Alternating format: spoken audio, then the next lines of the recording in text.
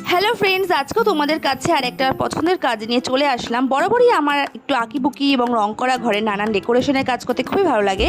সেরকমই আমাদের ঘরের এই পুরনো দরজাটা ভাবলাম একটু রং করা যাক, তাই বসে না থেকে কাজে লেগে পড়লাম। আচ্ছা, কাজ করতে করতে তোমাদের সাথে এই সমাজের বাস্তবের একটা সত্যের পরিচয় করাই কবিতার মতো করেই লিখেছি। ঠিক আছে, তাহলে শুরু করলাম। তুমি ভালো না থাকলে কার কি যায় আসে বলো তো? তুমি না থাকলেও এই পৃথিবীর কোনো কিছুই থেমে থাকবে না। নিজের জন্য নিজেকেই বেশি ভাবতে হয়, কারণ তোমার ভালো থাকাটা তোমার কাছে ভীষণ ইম্পর্টেন্ট। অন্যের কথা ভাবতে গিয়ে কখনো যেন মনে না হয় নিজেকে ঠকিয়ে দিলাম না তো। সবার ভালো থাকার সাথে নিজেকে ভালো রাখতে পারাটাও নিজেকে জিতিয়ে দেওয়া। আর যাই করো, নিজে কখনো ঠকিও না। ভালো থাকো। একটু চেষ্টা করলাম মাত্র। তোমাদের কেমন লাগলো অবশ্যই জানিও।